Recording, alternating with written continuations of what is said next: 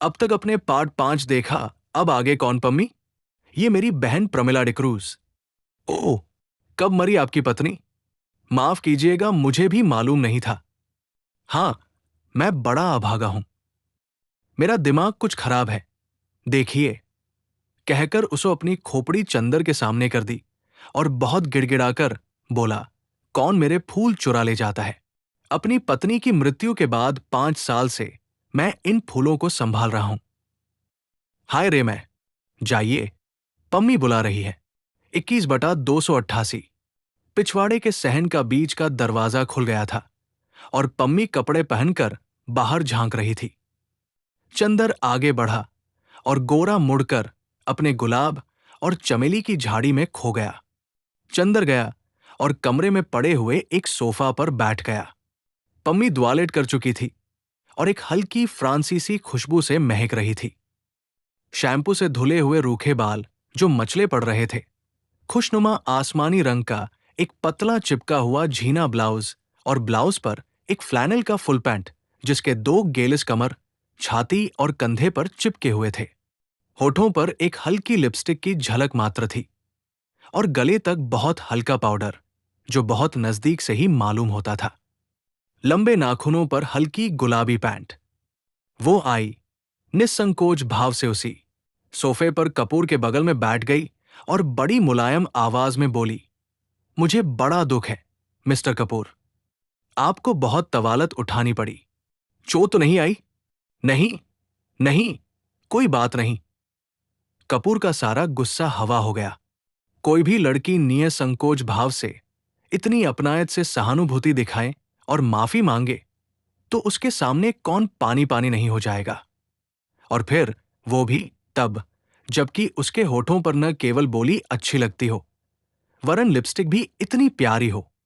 लेकिन चंदर की एक आदत थी, और चाहे कुछ न हो, कम से कम वो ये अच्छी तरह जानता था कि नारी जाति से व्यवहार करते समय कहाँ पर कितनी ढील देनी चाहिए, कितना कसना चाहिए, कब सहानुभूति से उन्हें झुकाया जा सकता है, कब अकड़कर। इस वक्त जानता था कि इस लड़की से वह जितनी सहानुभूति चाहे ले सकता है, अपने अपमान के हर जाने के तौर पर।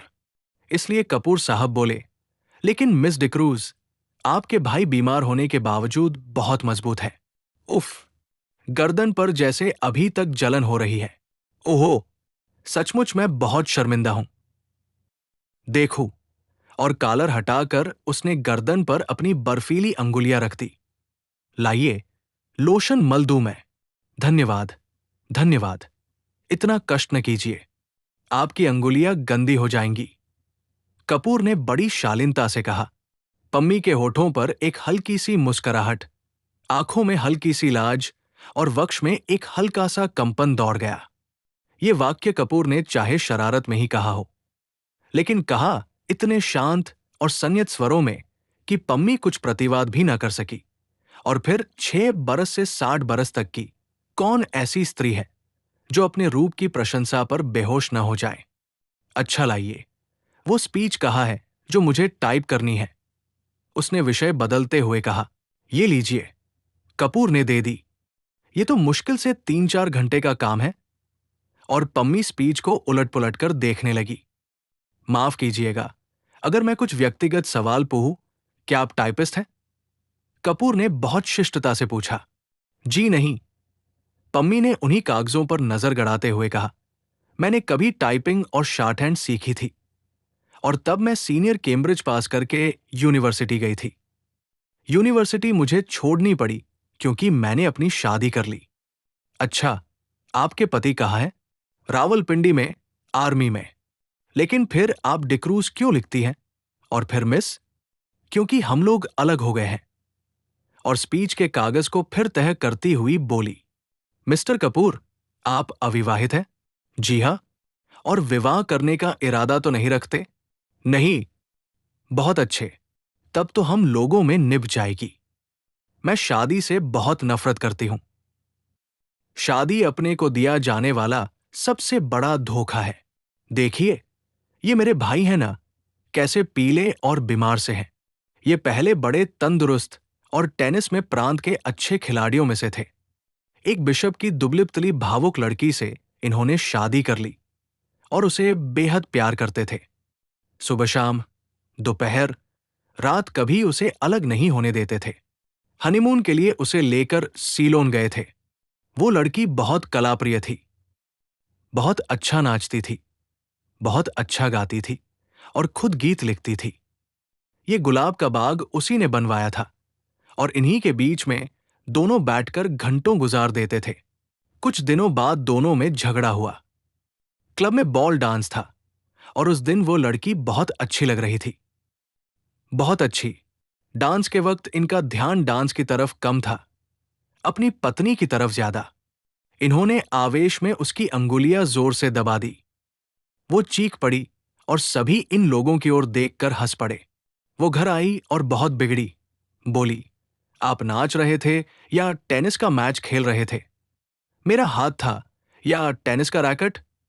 इस बात पर बर्टी भी बिगड़ गया और उस दिन से जो इन लोगों में खटकी तो फिर कभी न बनी।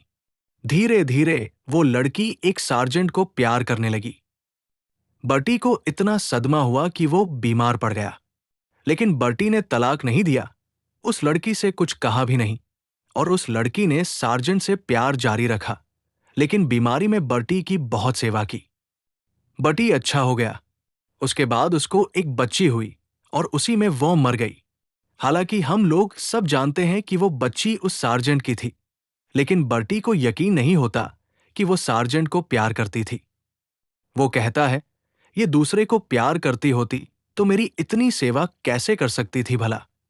उस बच्ची का नाम बर्टी ने रोज रखा और उसे लेकर दिन भर उन्हीं गुलाब के पेड़ों के बीच में बैठा करता था, जैसे अपनी पत्नी को लेकर बैठता था।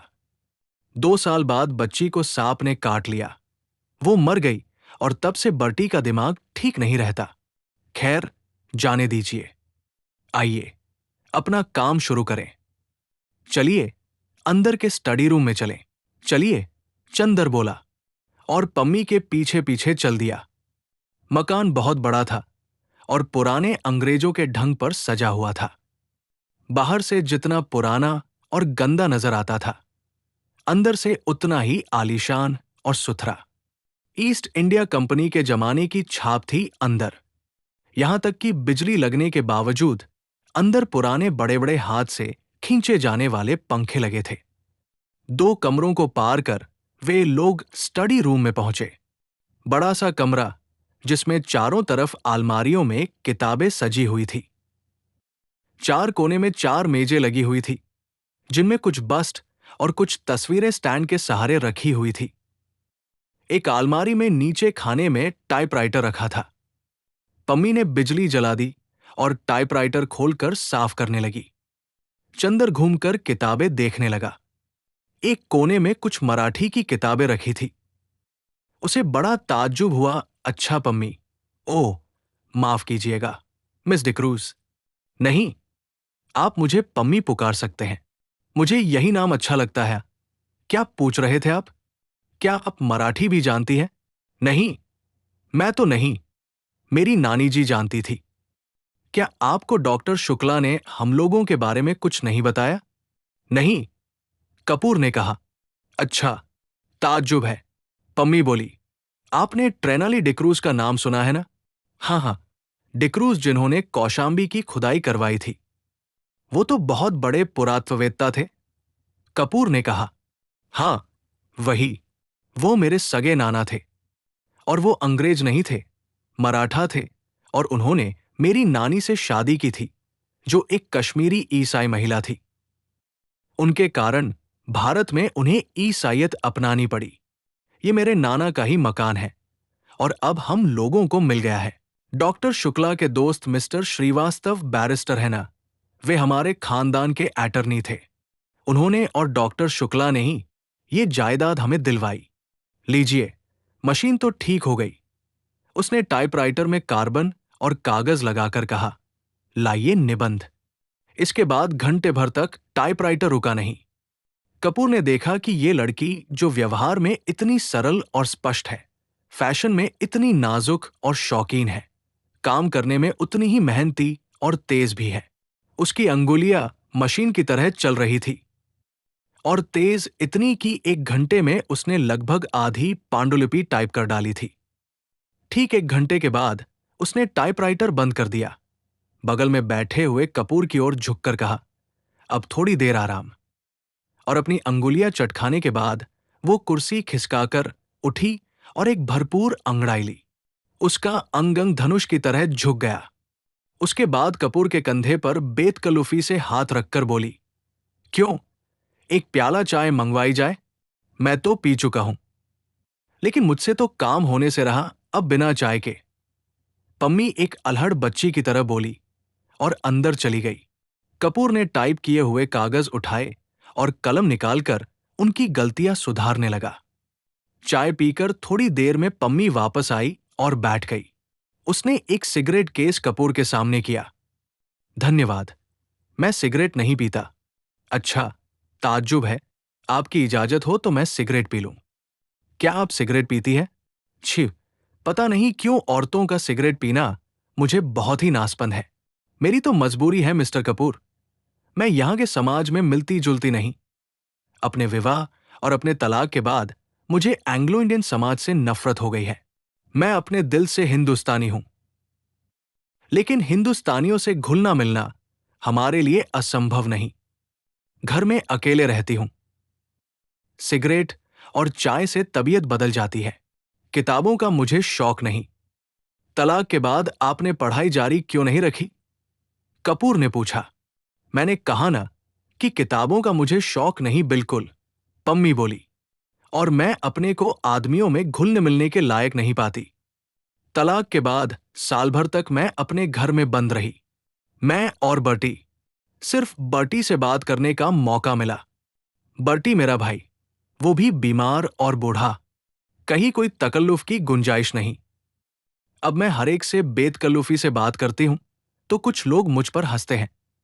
कुछ लोग मुझे सभ्य समाज के लायक नहीं समझते, कुछ लोग उसका गलत मतलब निकालते हैं। इसलिए मैंने अपने को अपने बंगले में ही कैद कर लिया है। अब आप ही हैं। आज पहली बार मैंने देखा आपको।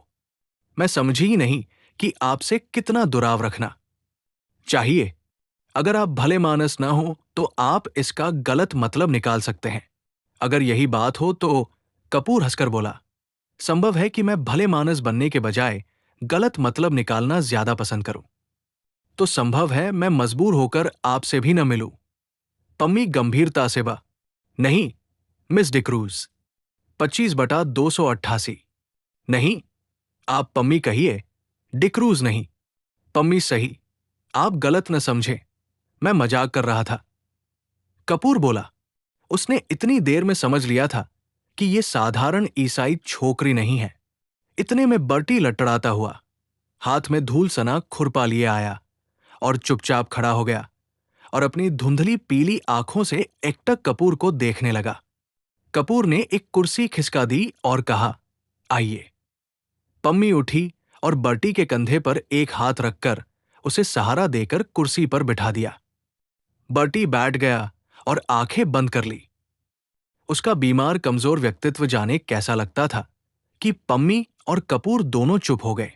थोड़ी देर बाद बर्टी ने आंखें खोली और बहुत करुण स्वर में बोला, पम्मी, तुम नाराज हो। मैंने जानबूझकर तुम्हारे मित्र का अपमान नहीं किया था। अरे नहीं, पम्मी ने उठकर बर्टी का माथा सहलाते हुए कहा, मैं तो भूल गई और कपूर भी भूल गए। अच्छा, धन्यवाद। पम्मी, अपना हाथ इधर लाओ। और वो पम्मी के हाथ पर सिर रखकर पड़ रहा और बोला, मैं कितना अभागा हूं, कितना अभागा। अच्छा पम्मी, कल रात को तुमने सुना था, वो आई थी और पूछ रही थी, बर्टी तुम्हारी तबीयत अब ठीक है? मैंने झट अपनी आंखें ढक ली कि कहीं आंखों का पीलापन देख न ले। मैंने कहा, तबीयत अब ठीक है, मैं अच्छा हूं तो उठी और जाने लगी। मैंने पूछा, कहाँ चली? तो बोली, सार्जेंट के साथ जरा क्लब जा रही हूं। तुमने सुना था पम्मी? कपूर स्तब्ध सा उन दोनों की ओर देख रहा था। पम्मी ने कपूर को आग का इशारा करते हुए कहा, हाँ, हमसे मिली थी वो, लेकिन बर्टी, वो सार्जेंट के साथ नहीं गई थी। हाँ, तब? बर्टी की आंखें चमक उठीं और उसने उल्लास भरे स्वर में पूछा। वो बोली, बर्टी के ये गुलाब सार्जेंट से ज्यादा प्यारे हैं। पम्मी बोली। अच्छा। मुस्कुराहट से बर्टी का चेहरा खिल उठा, उसकी पीली पीली आंखें और धंस गई और दांत बाहर झलकने लगे। क्या कहा उसने? फिर तो कहो। उसने कहा, ये गुलाब सार्जेंट से ज्यादा प्यारे हैं। फिर इन्हीं गुलाबों पर नाचती रही और सुबह होते ही इन्हीं फूलों में छिप गई। तुम्हें सुबह किसी फूल में तो नहीं मिली? ओह, तुम्हें तो किसी फूल में नहीं मिली? बर्टी ने बच्चों के से भोले विश्वास के स्वरों में कपूर से पूछा। चंदर चौंक उठा। पम्मी और बर्टी की इन बातों पर उसका मन बेहद भर आया था। बर्टी की मुस्कुराहट पर उसकी नसें थरथरा उठी थी। नहीं, मैंने तो नहीं देखा था, चंदर ने कहा। बर्टी ने फिर मायूसी से सिर झुका लिया और आंखें बंद कर ली और करहाती हुई आवाज में बोला, जिस फूल में वो छिप गई थी उसी को किसी ने चुरा लिया होगा। फिर सहसा वह तंग कर खड़ा हो गया और पुचकारते हुए बोला, जाने कौन ये फूल चुराता है। अगर मुझे एक बार मिल जाए तो मैं उसका खून ऐसे पी लूं। उसने हाथ की अंगुली काटते हुए कहा और उठकर लटड़ाता हुआ चला गया। वातावरण इतना भारी हो गया था कि फिर पम्मी और कपूर ने कोई बातें नहीं की। पम्मी ने चुपचाप टाइप करना शुरू किया और कपूर चुपचाप बर्टी की बातें सोचता रहा। घंटा भर बाद टाइपराइटर खामोश हुआ तो कपूर ने कहा, पम्मी, मैंने जितने लोग देखे हैं उनमें शायद बर्टी सबसे विचित्र है और शायद सबसे दयनीय। पम्मी खामोश रही। फिर उसी लापरवाही से अंगड़ाई लेते हुए बोली, मुझे बर्टी की बातों पर जरा भी दया नहीं आती। मैं उसको दिलासा देती हूं क्योंकि वह मेरा भाई है और बच्चे की तरह नासमझ और लाचार है। कपूर चौंक गया। वो पम्मी की ओर आश्चर्य से चुपचाप देखता रहा, कुछ बोला नहीं। क्यों? तुम्हें ताज्जुब क्यों होता है? पम्मी ने कुछ मुस्कुराकर कहा, लेकिन मैं सच कहती हूं, वो बहुत गंभीर हो गई। मुझे जरा तरस नहीं आता इस पागलपन पर। क्षण भर चुप रही, फिर जैसे बहुत ही तेजी से बोली, तुम जानते हो उसके फूल कौन चुराता है? मैं उसके फूल तोड़कर फेंक देती हूं। मुझे शादी से नफरत है। शादी के बाद होने वाली आपसी धोखेबाजी से नफरत है और उस धोखेबाजी के बाद इस झूठमूठ की यादगार और बेईमानी के पागलपन से नफरत है। और ये गुलाब के फूल, ये क्यों मूल्यवान है? इसलिए न कि इसके साथ बर्टी की जिंदगी की इतनी बड़ी ट्रेजेडी गुंथी हुई है। अगर एक फूल के खूबसूरत होने के लिए आदमी की जिंदगी में इतनी बड़ी ट्रेजेडी आना जरूरी है, तो लानत है उस फूल की खूबसूरती पर। मैं उससे नफरत करती हूं। इसीलिए मैं किताबों से नफरत करती हूं। एक कहानी लिखने के लिए कितनी कहानियों की ट्रेजेडी बर्दाश्त करनी होती है। पम्मी चुप हो गई। उसका चेहरा सुर्ख हो गया था। थोड़ी देर बाद उसका तैश उतर गया और वो अपने आवेश पर खुद शर्मा गई। उठकर वो कपूर के पास गई और उसके कंधों पर हाथ रखकर बोली, बर्टी से मत कहना। अच्छा,